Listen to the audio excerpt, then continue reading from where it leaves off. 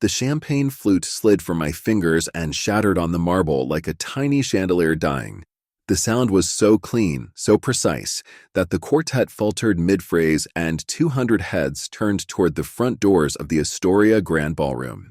Light poured from the crystal canopy above, thousands of cut facets scattering rainbows across imported orchids, silk-draped tables, and the woman in white at the center of it all. My daughter. Dad. Emily's voice was a tight wire pulled across a canyon. What are you doing here? Her dress, $12,000 of winter silk and hand-stitched pearls I'd signed the check for, hushed as she took a step back. She was all grace and astonishment and perfectly framed panic, the kind of magazine-worthy bride a planner posts on billboards and websites to sell other dreams. And yet, her eyes, Sarah's green eyes, were not soft. They were knives wrapped in velvet. I stood in the archway holding the gift I had wrapped myself, a small silver box with a ribbon that didn't quite lie flat. Inside was a locket engraved with her mother's initials, SC, a circle within a circle, like the way love once held us. I had taken it from a drawer that morning, touched it to my lips, and whispered, "For luck, Sarah. Help me do this right." "Sweetheart," I said, willing my voice to stay level. "It's your wedding day. I came to congratulate you both." Michael slid in beside her like a shadow discovering its owner. Even his tuxedo looked smug. His smile did not reach his eyes. "Mr. Clark," he said, the S polished to a sheen, "there's been a misunderstanding." "What misunderstanding?" I asked, though the answer was already forming, heavy and cold. "This is a private celebration," Emily said. "Immediate family only. Immediate family." The phrase arrived like a stamp denied across 28 years of fathers and field trips and late-night cough syrups and tuition checks and a sleep on the couch waiting up. I had taught this woman to ride a bike. I had sewn the ear back on her stuffed rabbit when she cried at 2 in the morning because Mr. Buttons looked wrong. I had signed for braces and summer camps and Northwestern. I had paid for this room. I paid for this wedding, I said, and it came out softer than I meant, like a man stating a weather report he can't change. The venue, the catering, the lighting, the flowers, the dress. Michael's jaw moved. The smile didn't. "Money doesn't buy class, sir." "It's not about money," Emily said quickly. It's complicated." "Dad, please." She tilted her chin toward the clustered tables. "You don't know these people. It's a different culture. I don't want you to feel uncomfortable." God help me, I looked at her and saw both the child with grass-stained knees who once shouted, "Push me higher," on a blue swing, and the grown woman who had rehearsed the words she just said in a mirror until they sounded civil. Around us, the quartet found its place again, but quieter, as if the melody had lost faith. Guests breathed behind their flutes. Someone laughed the way a lid rattles when a pot boils. I set the silver box on the escort card table, between a bowl of hydrangeas and placed cards calligraphed by someone named Maison. "I wouldn't want to embarrass you," I said. "Dad," she whispered, and just like that, there we were, a cliff on either side, a rope cut between. "I don't belong here," I said. "I understand." The walk back across the marble was longer than any concrete pour I'd ever supervised. I was careful not to scuff the floor with my boots, the ones I'd polished for an hour the night before like it was a test I could still pass. At the door I turned once, hoping for anything, an apology, a flinch, the quick, childish run that used to end with her colliding into my ribs. She was already turned away, luminous, listening to a planner whisper into a headset. Outside, March air slapped the heat from my face. The sky over Spokane was a pewter bowl with a seam of light tearing toward evening. The Astoria's front drive glittered with black cars and quiet ballots. My truck, older than her fiancé by a comfortable margin, waited where I'd had the good sense to tuck it away in the last row. I slid in, shut the door, and let the first 5 breaths shake and then stop. The cab smelled like coffee and cedar and the faint memory of drywall dust, the smell of a life built with my hands. The dashboard clock read 3:47 p.m. I had time. Time is what I've always had when other men had luck. I thumbed my contacts and pressed the one that always answered. "First National Bank Business Services. This is Patricia." "This is James Clark, account ending 4512, I said. "I need to revoke payment authorizations." A pause as fingers began to dance. Which authorizations exactly, Mr. Clark? All wedding-related disbursements scheduled today and tomorrow. Venue: catering, floral, lighting, string quartet, photography, linen rentals, DJ, transportation. I exhaled. If it has a contract number starting with AGB 2024, Clark, void it. Sir, she said, careful now, that could impact an event in progress. That's the point, I said, gentler than it sounds printed. Please proceed. May I verify your identity with the additional passphrase? I recited Sarah's birthday, the last 4 digits of the EIN for Clark Construction, the backup code I'd never given to anyone. Beeps confirmed each one like a judge saying, noted. Thank you, Mr. Clark. I'll generate stop payment confirmations, your email. On file. I swallowed. Patricia, I appreciate your professionalism. You're welcome, she said, and I wondered if she, too, had a daughter. I made 6 more calls while the windshield caught a delicate mist that pretended to be rain. Elegant Affairs Catering, Marcus, Mr. Clark, we, sir, we're mid-service. I understand. Secure your equipment, stop service, request on-site settlement, or pack out. Bellingham Blooms, Susan, those orchids are integrated into the altar arrangement. So is your balance sheet. Go now. The quartet, the AV company, the linen rental, the transport coordinator. I was polite. I was precise. I was done apologizing to anyone for knowing my own mind. At 4:18, a white van lettered Bellingham Blooms slipped around back. At 4:22, a cube truck with Elegant Affairs rolled to the service entrance. Through the glass like a silent movie, I watched Susan in sensible flats and a black blazer stride into the powder blue world of hydrangea and crystal and begin, with her 2 assistants, to unmake it. From the door I'd just left, Emily glided toward them with a planner orbiting her like a moon. I could read the conversation by the angles of bodies and the lilt of gloved hands. The planner tried to intercept. Susan's clipboard moved like a gavel. Emily's smile, the one she learned at Riverside Academy, held for 10 counts and fell. Michael arrived halfway through the dismantling of the altar. His shoulders said tackle. His cufflinks said auction. From across glass and rain and 6 car links, I watched him demand, threaten, condition. I'd spent 40 years in job site negotiations. I recognized posturing that didn't know it was losing. Susan didn't flinch. Her assistants made flowers disappear the way magicians do scarves. The caterers were quicker. Marcus lifted the lids on 3 chafers, nodded to a sous chef, and like choreography, food vanished to pans and crates. White cloth swept like surrender flags over an empire of heat lamps. The bar captain shut 2 taps and counted bottles aloud. A bartender planted his palms on the marble and watched the room like a lifeguard in an undertow. The music cut. The lighting cooled a few degrees. The room, suddenly smaller, began to talk to itself in hundreds of small, frightened voices. At 4:40, the venue manager approached Emily with a phone in her hand and a face that said, I wish there were better words. I imagined the sentence. Every payment today originated from James Clark's account. Every authorization is revoked. I saw my daughter's mouth form a single soft no. I could have driven away then, spared myself what came next. But there are moments a father stays because he must finish what love requires. I watched my own signature unspool from the centerpieces to the last napkin ring and be loaded into trucks by people doing their jobs. I watched my daughter ride a beautiful horse called entitlement right into the fence it couldn't see. And then I put my truck in gear and left the Astoria behind me like a snow globe someone else could shake. At home, the house smelled like lemon oil and silence. I made coffee the way I always do, kettle on, grounds counted, swirl, bloom, pour to the line. The act felt like respect for the man who would need to think clearly tonight, the man I intended to be. In the office, I pulled the file drawers that keep my life honest.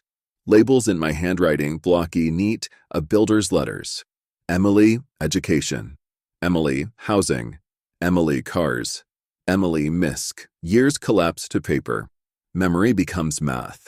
I stacked tuition receipts from Riverside Academy, K through 12, across the table like a train of white cars, from $8,000 a year to $12,000.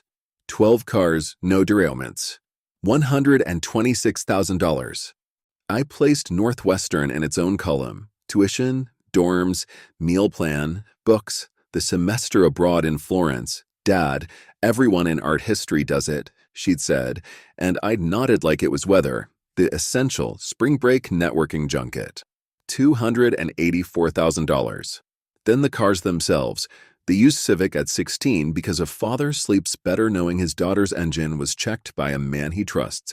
The upgrade to a BMW at 19 because everyone at Riverside Reunion Week drove one. The SUV at 25 when Michael's Circle did too. $75,000 plus insurance. Housing. The Lincoln Park apartment 3 years after college. The temporary help on rent. The boxes of furniture I assembled while she and Michael debated lighting temperature for Instagram. $125,000. Personal support. Credit card bailouts with "I swear this is the last time," Dad typed in her text bubbles like wallpaper. A phone plan, a medical bill here and there, bridges that became sidewalks. $180,000. The wedding, a ledger of sparkle and soft focus. $147,000. $937,000 and change. A number like a building. A number like a truth you can walk around and tap with your knuckles and hear ring. I printed a line item summary and slid copies into manila folders. I attached backup receipts like evidence clips. Then I called the best attorney I know. "Margaret," I said when Richards and Anth, associates picked up, "I need a demand letter drafted tonight. Full documentation attached. 30-day window." She didn't ask why. She's practiced long enough to recognize the sound of a bridge burning behind a man who built it himself. Email it. Be here at 8. By 11 the next morning, my name and the number $937,000 sat atop letterhead like a mountain under a sky. By 2:15, a courier handed that mountain to the concierge at the Spokane Grand Hotel, and by 2:47, my phone began to ring with a sound like guilt waking up. I let it ring to voicemail.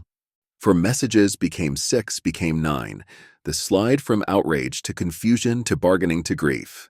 I played the 4th. "Dad," Emily's voice hiccuped. I didn't understand.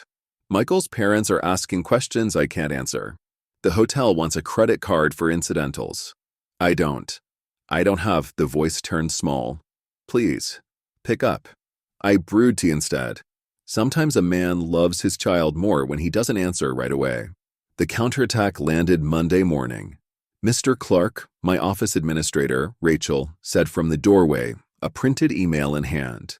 "The Spokane Business Journal is asking for comment on reports of a family dispute affecting business operations. Do you want to?" She let the question float. My phone lit with a notification storm, tagged posts, DM requests, 3 separate community pages, with titles like Spokane Society and Wedding Wonder sharing a paragraph under a glossy photo of Emily and Michael cutting a cake I had paid a month of payroll for. The paragraph read like a fairy tale gone feral. A cruel father ruined a wedding mid-reception. A demand for nearly $500,000 to punish his daughter. A man unstable with anger issues. It was the kind of story that blooms fast in towns where reputations are gardens. I stared long enough to feel the first tiny thread of fear tug. Then I closed the tabs, tucked the fear into my shirt pocket, and did the thing I do when structures wobble, call for braces. By noon, I had scheduled a press conference for the next morning at our main site. We hung a banner that read "Transparency builds trust." We set up chairs for 40 and coffee for 80. Margaret approved the packet we'd hand the press, my line item summary, redacted bank statements, copies of checks with for Emily's tuition and emergency medical in the memo lines. We included a timeline of payments, a statement about parental responsibility and adult accountability, and one photo of Emily at 8, missing a front tooth, grinning beside a papier-mâché solar system we made for science night. We didn't caption it.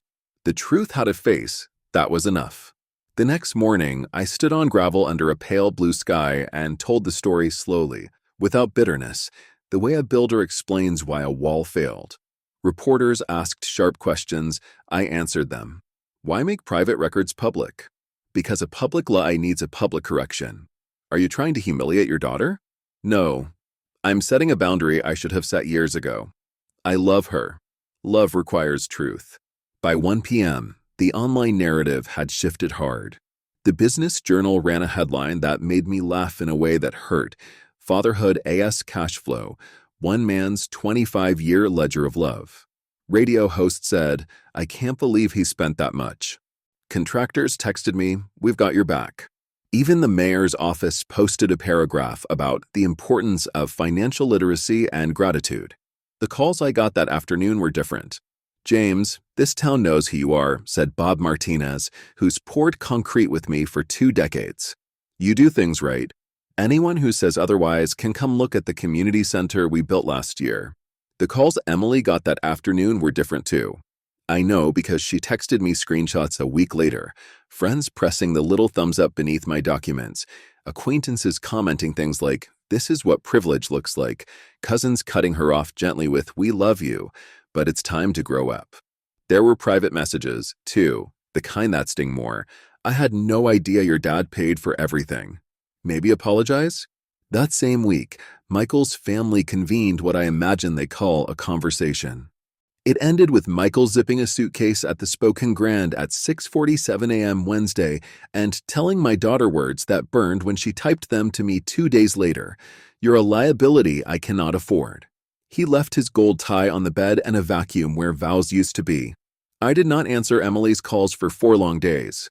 On the 5th, I picked up. Emily, I said. Her breath snagged. Dad. The single syllable cracked like ice in a glass. I don't know where to start. Start with the truth, I said. Do you understand what happened? I do. She swallowed audibly. I treated you like a bank account. I never thanked you. I never asked what it cost you any of it. I invited a life that didn't include you to a wedding you paid for. And when you said enough, I tried to ruin your name to keep the party going. Silence is a tool if you know how to use it. I let the quiet sit until it said what it needed to. Michael left, she whispered. His parents told him to protect the family name. I don't have money for next week's rent. My cards are maxed. Everyone who used to owe me a favor suddenly doesn't. What do you want from me? I asked, not unkindly. Another chance, she said. Not to be rescued. To change. Conditions, I said. You'll find work within 2 weeks, any honest job. Yes. For 6 months, you'll ask me for nothing. Not $1. We talk once a week. We talk as 2 adults, not a parent and a dependent. Okay, I'll wire you $1,000 today. That's 1 week in a budget hotel, basic food, bus fare. No Ubers. No wine.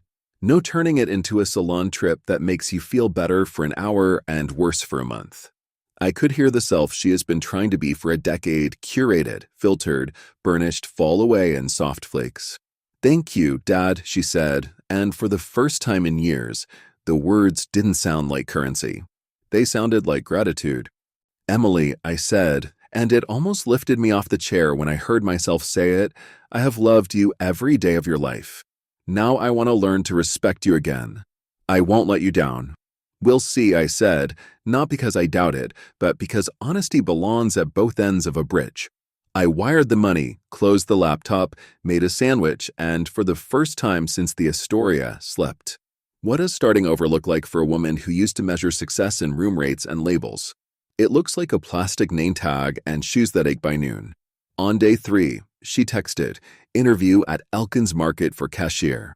The manager said my resume was light on the work part. On day 5, the coffee shop lady asked what POS means. I said point of sale. She smiled for the first time. On day 9, got the coffee job. Minimum wage plus tips. I pulled 7 perfect shots in a row. A man said I made his day. She posted nothing to social media because she had nothing to prove there anymore.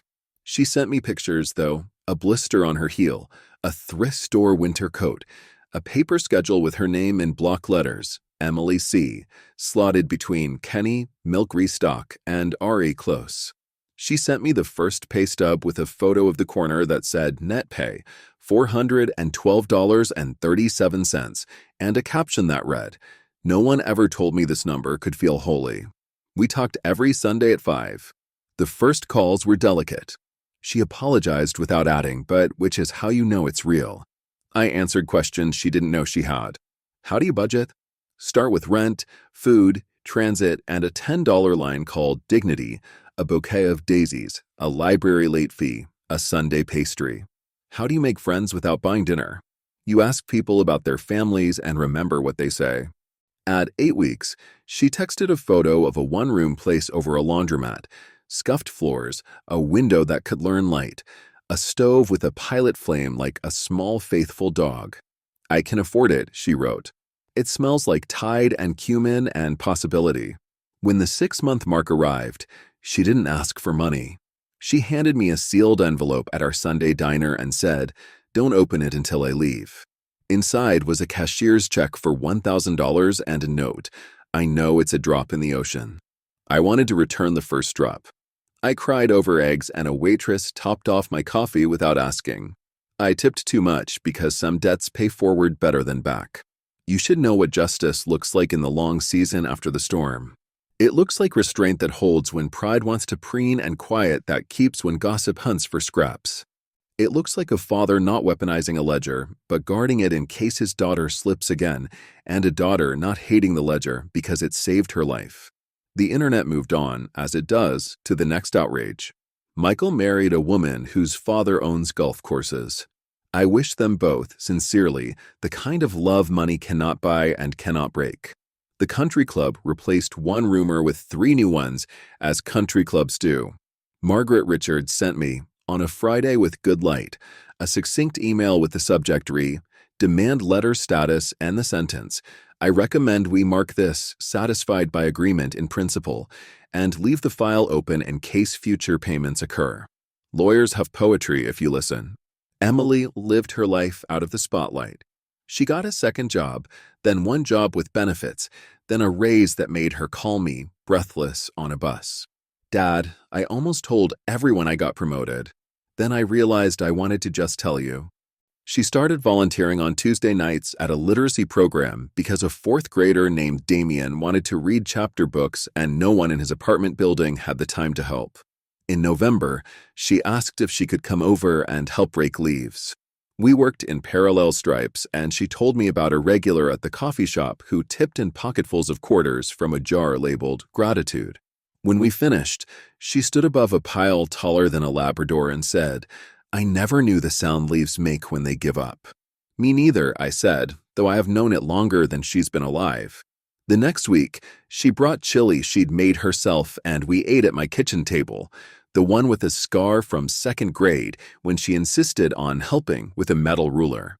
She touched the mark and smiled like someone greeting an old friend. After dinner, she said, "Dad, there's something else."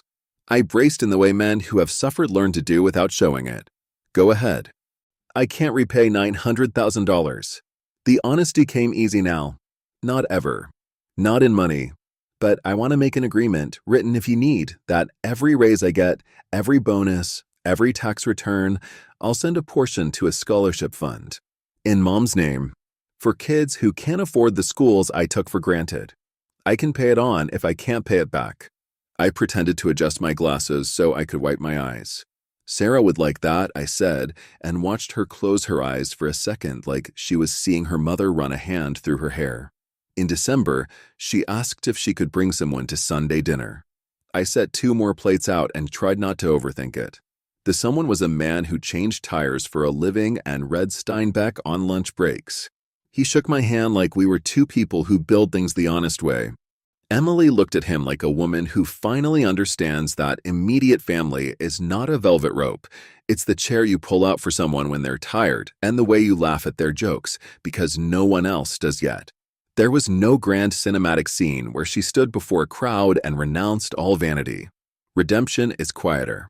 It is 1,000 small exchanges where the person you love chooses the harder, better thing. It is a daughter showing up when your back goes bad to lift the shop back herself. It is a father bringing a new coffee maker to his daughter's apartment because the old one spits and wheezes and some comforts do not count as enabling. On the anniversary of the Astoria, Emily asked if we could drive past it together. I said yes because saying yes is the right answer when the question is about grief you survived. We parked on the far edge like I did that day and watched a different bride ascend the steps. Emily was quiet for a long time. Then she said, if you had come in, if you had swallowed it and smiled, I think I would still be drowning. I know, I said. Thank you for not saving me the wrong way, she said. We sat there until the sky did that spoken thing where it looks like a nickel caught in a laundry dryer and then, all at once, it cracks and a sheet of light falls through. She squeezed my hand and for a second her grip was a little girl grip again and I saw a swing set and a white ribbon falling out of a ponytail and heard a laugh I hadn't heard properly in a decade. Do you still have Mom's locket? She asked. I reached into the glove compartment where I had put it after retrieving it from the ballroom table on a day I would not wish on anyone and pressed it into her palm. It was always yours. She opened it. Inside, a photo no larger than a dime, Sarah smiling like she knew something that would save us all and never quite got the chance to say it. Emily touched the tiny face with a fingertip and then turned the locket over. On the back, the engraving, SC. And under that, small enough to miss unless you knew, JC and newly cut with a jeweler's round hand. EC, when did you add that? She asked, eyes shining. This week, I said. Some things are worth finishing. We didn't go inside. We didn't need a ballroom to bless the new vows we were quietly making to each other. If you were waiting for the part labeled revenge, this isn't that story. Revenge would have been staying to watch the panic, filming the centerpieces being boxed, listening outside hotel doorways to hear the voices go hoarse. Justice is different. Justice pays what it owes and stops paying what it doesn't. Justice builds a boundary like a wall you can lean on. Justice refuses to be cruel even when cruelty would feel like victory for one hot, ruined minute. Justice lets people fall so they can find the ground. The truth is, I loved my daughter too much for too long in a way that stunted us both. The other truth is, love can learn. I learned to say no. She learned to say thank you. Between those two small words, a whole new family was built. I don't attend country clubs. I build community centers. I don't order Ecuadorian orchids. I plant zinnias in a raised bed that a boy named Damien helped me screw together at the literacy center because he wanted to grow hot colors. I don't know where Michael is and don't much care. I know where my daughter is most Sundays at 5. I know the names of her coworkers. I know she has a favorite regular, Mrs. Adler, large half CAF latte, 2 pumps vanilla, lives alone, owns a schnauzer named Kip. And I know this. Someday, if I'm lucky, there'll be another wedding. It might be in a courthouse or a backyard under cheap bistro lights or on a hill above the river with wind that makes you talk louder to be heard. If I'm luckier still, I'll be asked to come. I'll wear my polished boots and the tie Emily says makes my eyes less brown. I'll stand where someone tells me to. I'll say something simple when it's time, something like, "Grace is expensive. Pay it gladly." And then I'll eat a slice of homemade cake that lists a little to the left and tastes better than $1,000 one because the person who baked it learned what sweetness costs. Until then, I keep receipts not to weaponize them, but to remember the price of lessons. I keep the locket on the mantle when Emily doesn't wear it. I keep the truck in the last row because it still suits me. I keep the phone number to First National because boundaries, once learned, are like tools. You hang them back where they belong so you can find them again. And every so often I open the drawer where I keep the letter Margaret filed under satisfied by agreement in principle, and I run a finger along the folder's edge and I nod, the way a man does when a beam takes weight exactly as designed. Justice, it turns out, holds. If this one hit home, tap like, hit subscribe, and tell me where you're listening from. Your stories matter, and we're here for all of them.